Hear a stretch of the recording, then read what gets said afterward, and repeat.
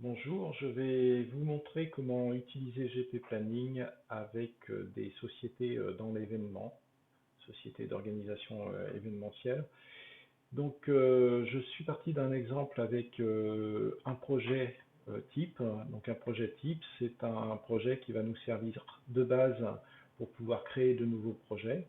Ici, c'est le déroulement classique d'un événement avec une définition de l'idée, des recensements de besoins, des cadrages de projet et pour certaines tâches, une checklist de points à faire que l'on cochera au fur et à mesure de l'avancement. Donc si je prends un exemple, je vais créer un événement. On va partir du principe qu'on crée un séminaire. Donc là, je vais dans la copie de projet. Je copie un projet par rapport à mon projet initial. Je vais l'appeler le projet Le Duc qui sera un séminaire. J'affecte une couleur à mon projet.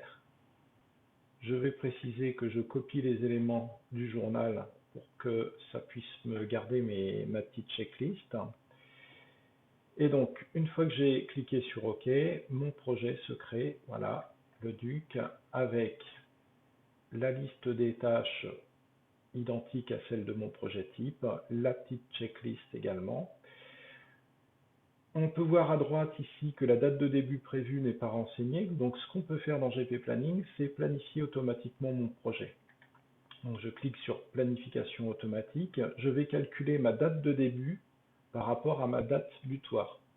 Donc, si je prends par exemple un événement qui se terminerait, qui aurait lieu le 31 octobre, je mets ma date, je fais planifier. GP Planning calcule un rétro-planning. Et une fois qu'il a terminé, on a toutes nos dates qui sont indiquées ici. Pour pouvoir consulter cette planification de manière visuelle, on va dans l'onglet Planning, au niveau du planning projet, et là, on va pouvoir visualiser le projet sous forme de diagramme de Gantt. Je vais prendre un deuxième exemple avec un même type d'événement que je vais recopier. On va l'appeler Foire Expo.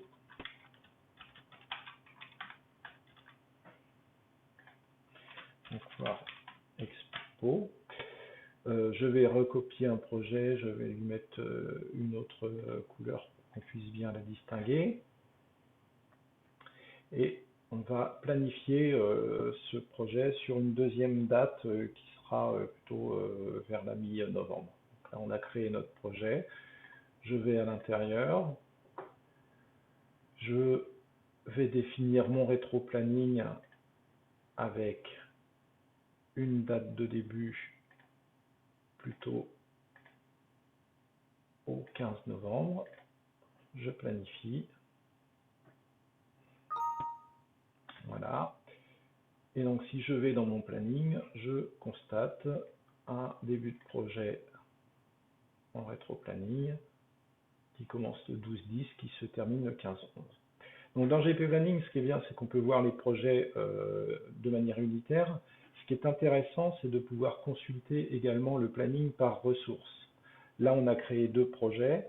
Ces deux projets, il faut vérifier à un moment donné si les personnes ne se chevauchent pas. Donc quand je clique ici sur Planning ressources, en ligne j'ai mes ressources et dans le tableau j'ai les tâches sur lesquelles on les a affectées. Si on regarde ici notre planning, on voit que la deuxième ressource, Stéphanie Meneux, elle est en conflit sur 3 jours avec une autre tâche. Donc tout simplement, dans GP Planning, il suffit de déplacer la tâche pour qu'il n'y ait plus de conflit. Et automatiquement, au niveau du planning dans le tableau, les dates vont se réajuster.